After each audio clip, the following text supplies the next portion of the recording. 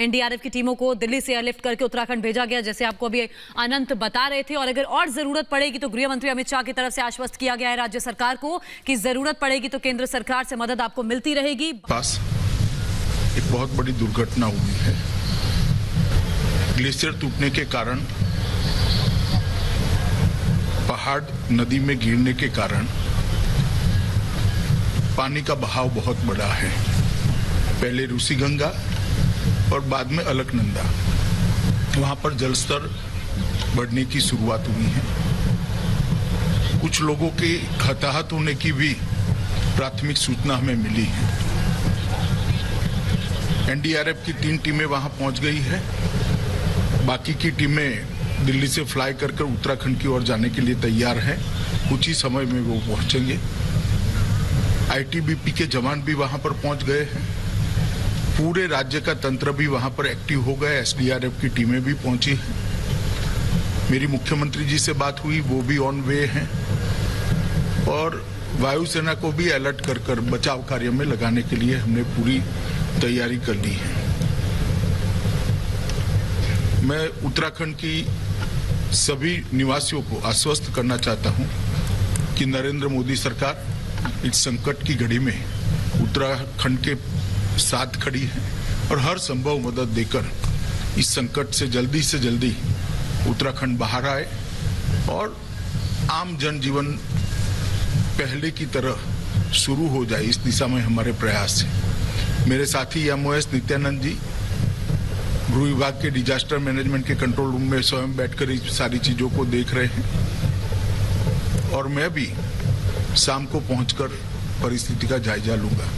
प्रधानमंत्री जी ने भी फोन पर पूछा कर एनडीआरएफ और गृह विभाग की टीम का मार्गदर्शन किया है और मुख्यमंत्री स्वयं मौके पर होने के कारण वहां की सारी परिस्थितियां तुरंत ही संज्ञान में आती हैं। मैं आशा करता हूं कि बहुत कम समय में हम स्थिति को सुचारू रूप से चालू करने में सफल होंगे और हादसे के लिए जितनी भी मदद की जरूरत है वो सभी प्रकार की मदद केंद्र सरकार उत्तराखंड सरकार को देगी। डॉक्टर साहब, वो उत्तराखंड वाला ना हादसा एकदम बढ़ गया तो ये तस्वीरें लगातार आपको दिखा रहे हैं और ये भी बताया जा रहा है कि भारतीय वायुसेना के 3 हेलीकॉप्टर इस वक्त देहरादून में राहत के लिए तैयार हैं कि अगर कभी भी आकस्मिक तौर पर जरूरत पड़ती है तो हेलीकॉप्टर्स को तुरंत डिप्लॉय किया जा सके आगे के राहत बचाव कार्य के लिए। लोगों के हताहत होने की सूचना एक एक करके सामने आ भी रही है। वायुसेना को अलर्ट पर रहने के लिए कहा गया है। एसडीआरएफ हो, एनडीआरएफ हो, दोनों दलों की टीम्स को डिप्लॉय कर दिया गया और एक एक करके हर एक जगह पर अब रेस्क्यू ऑपरेशन चलाया जा रहा है लगातार।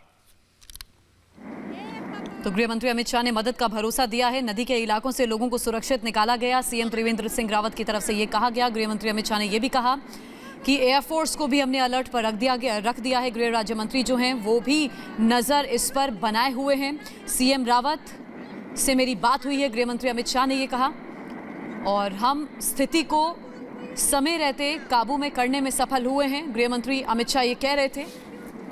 तो पूरा मदद का भरोसा गृह मंत्री की तरफ से राज्य सरकार को दिया गया है। और senior executive editor Abhishek Kapoor हमारे साथ जुड़ चुके हैं। अभिषेक, खुद गृह मंत्री इस मामले में सतर्क हैं। खुद प्रधानमंत्री ने मुख्यमंत्री से बात की। नहीं, ये साफ है कि एक राज्य की आपदा नहीं, पूरा देश उसमें एक साथ सामने आ रहा है और इसलिए हर संभव मदद उत्तराखंड तक पहुंचाई जा रही है।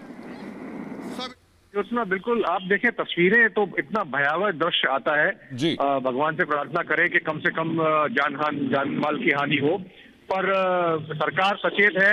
हमने देखा प्रधानमंत्री ने अपनी असम की यात्रा के बीच में पूरी अपडेट ली है और सब इंस्ट्रक्शन दिए हैं। गृह मंत्री ने खुद कहा है कि वायुसेना को भी अलर्ट करने को बोला जाएगा और जो हमारा आपदा प्रबंधन है, डिजास्टर रिलीफ मैनेजमेंट, वो सब काम पे लग गए हैं। मुख्यमंत्री खुद वहां गए हैं। तो अभी आकलन किया जा रहा है कितना नुकसान हुआ है, जान माल की कितनी हानि हुई है, कम से कम उसकी आशा करते हैं। पर सरकार पूरी तरह जुट गई है। केंद्र भी, राज्य भी। प्रधानमंत्री ने कहा कि ये पूरे देश के लिए ये आपदा में पूरा देश उत्तराखंड के साथ है और वही भावना से शायद सब काम हो रहा है, होना चाहिए। और वायुसेना के बारे में जो है उसको, क्योंकि वहाँ पहाड़ हैं, काफी जो बसे हुए गांव हैं जहां पहुंचना मुश्किल होता है, तो उसके लिए हेलीकॉप्टर्स का प्रयोग किया जा रहा है। उसके लिए शायद गृह मंत्री ने कहा है कि वायुसेना का भी प्रयोग जरूरत पड़ी तो करेंगे। जी बिल्कुल। और जितने बड़े अधिकारियों से अभिषेक जी हम बात कर रहे हैं, बेशक वो एनडीआरएफ के हों, एसडीआरएफ के हों, वो आईटीबीपी के हों, वो सब कह रहे हैं कि समय रहते हमने नियंत्रण पा लिया, समय रहते हमने स्थिति पर काबू पा लिया, नहीं तो और बड़ा जानमाल का नुकसान हो सकता था। अभिषेक जी, यही बात गृह मंत्री अमित शाह ने भी कही और यही बात त्रिवेंद्र सिंह रावत ने भी की। देखिए, दोनों बातें हैं। एक तो ये कि आपदा प्रबंधन का हमारा जो एक महकमा बन गया है कच्छ के भूकंप के बाद से, वो अपने आप में एक सुदृढ़ व्यवस्था है।